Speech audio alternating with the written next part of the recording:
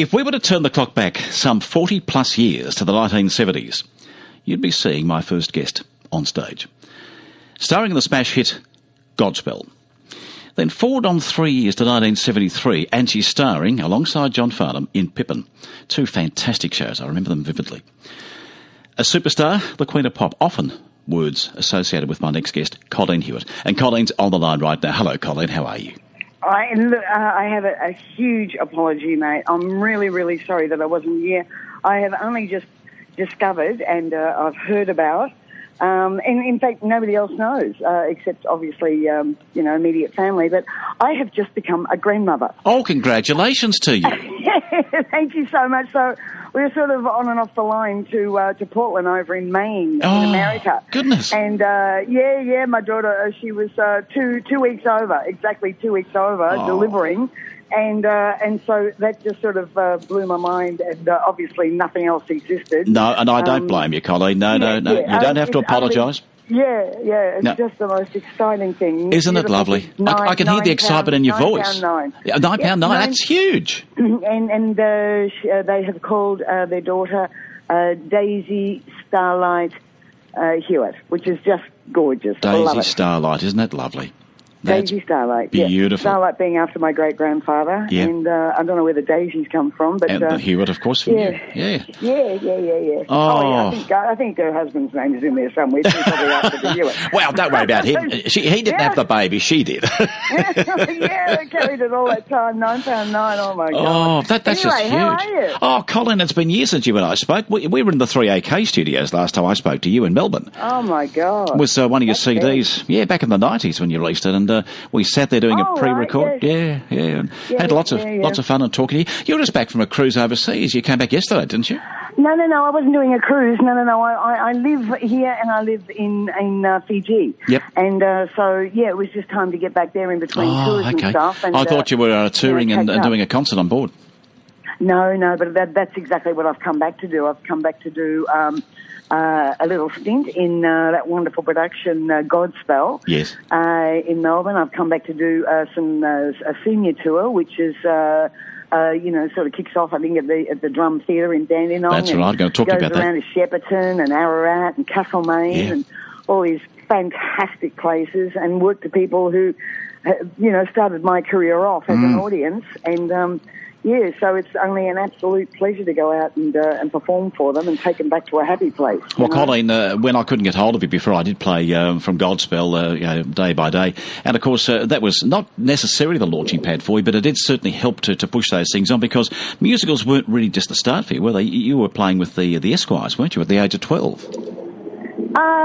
Musicals weren't on my in my plan. I didn't want to do that. I just wanted to sing. I didn't realise that you could do both in the one event. I'd already been with the Esquires in Bendigo where I started out, and I was 12 on my first appearance with the Lonely Ones first, and then went to the Esquires, and then after that I travelled down. My mum and dad put me on a train, and at the age of 15, came down to Melbourne and joined a band called the Laurie Allen Review. Laurie Allen being from Bobby and Laurie. That's right. Yeah. And 3XY days. From there, there's just so many other different bands and stuff. And then eventually, I went solo, and so my first record, produced by Ian Meldrum, Molly as everyone calls him, was Superstar.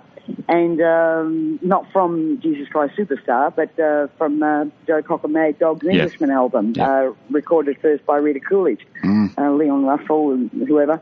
And so that was the first single. So that one was probably the most important one, even though I had done some recording before, but mainly backup on the Laurie Allen Review records. And and then day by day, I thought this thing was just going to ruin everything. I don't want to be doing plays. But Danny Finlay, who was my manager in those days, and then eventually my husband, and still not my husband anymore, but certainly my business manager and best friend, it took my career on a totally different path, and I'm so glad, because it's great to drop in and out of recording and touring and then going to something that's totally disciplined and, straight, and you've got to do, move to the exact point of the stage because that's where it's lit, and I absolutely love the discipline of theatre, whether it's a musical or a serious thing, or a television drama or whatever. So, yeah, once I did Godspell, all the casting agents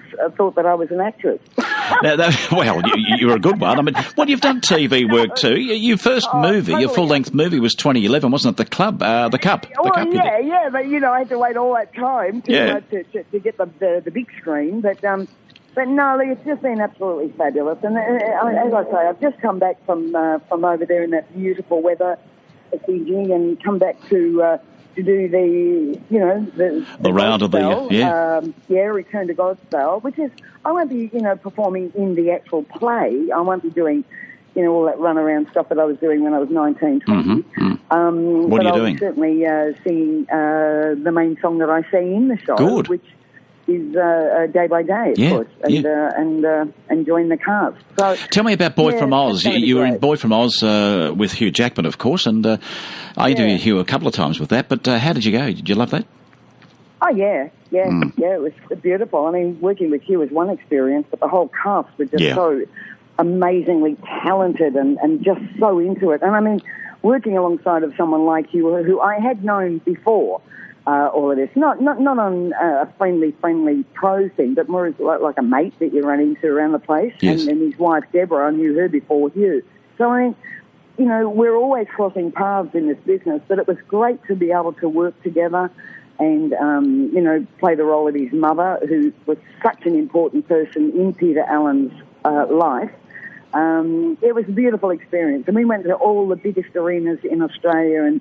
With a headliner like Hugh Jackman, obviously the places were just chock-a-block sold out, We did, I think in the end we ended up doing 35 performances. That's just wonderful. Repeat.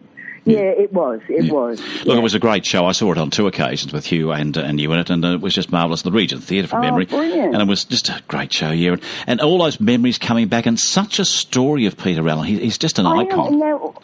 Whereabouts did you see me in Boy from Oz? I didn't do the Regent. You didn't do the Regent? No, that would have been... the first time round. Jill Perryman. Oh, that's right, yeah. With Todd McKinney. That's right. Yeah. That's right, yeah. Then which apparently was a brilliant production as well. That was good too. The story of Peter Allen is just... It's just gobsmacking. Yes, it is. He came out of this little... Batterburt type place, I don't know what the population was, a couple of hundred people there, and he just turned into the most incredibly exciting performer and songwriter and, just an amazing career, really. Well, your career's kept going, and of course you had an EP in 2014. 2014-15 you released another album, Black and White, of which I'll play a song as we go out later. And that was just last year. Yes, Black and White. It's a great CD, a fantastic CD. Oh, thank you. Congratulations on that one too. And then in 2015 you're announced as the ambassador for the Rotary Initiative Violence-Free Families. That's played quite a part in your life over the years, hasn't it? Oh, yeah, it has, but I've moved on since then. I mean, luckily I'm in this business where it's all happy, happy, happy. Yes. And you're not supposed to talk about anything that's gloomy because the journalists aren't interested in that. It's supposed to be all uplifting and all that, like we're having a great party out here, but it's a bloody struggle being an Australian performer in this country.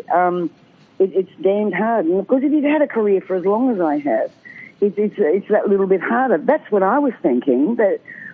silly me, I guess I must have been doubting myself. And, it's just, it goes on and on and on. And here I am, 54 years doing this now, and I'm really enjoying it. I'm enjoying it in a totally different way, different way. There's not so much pressure anymore, That's lovely to hear, Colleen, because I suppose you can do what you want to do now, can't you? You select what you want to do. Well, yeah, when I want to and where I want to. That's it. It's not like I'm rolling in the clover either. It's like, I'm like everybody else of my age. I'm 66 and, things happen in your life and I mean, the highlight of the last whatever years, my daughter was, 35 now, and she just had her first daughter and my first grandchild. Yeah. I'm just over the moon. You will be. Yeah, absolutely. It's just brilliant. I just hope that I get to see it real soon because I'm not really fond of flying. How do you go between the two countries then, between Fiji and here then? Oh, yeah, well that's all over in 4.5 hours. Yeah, 4.5, 5 hours, but all the way to bloody America. And up to Portland, Maine. I mean, God, that's about 3 or 4 different planes. Well, you'd have about 27 hours flying time, wouldn't you?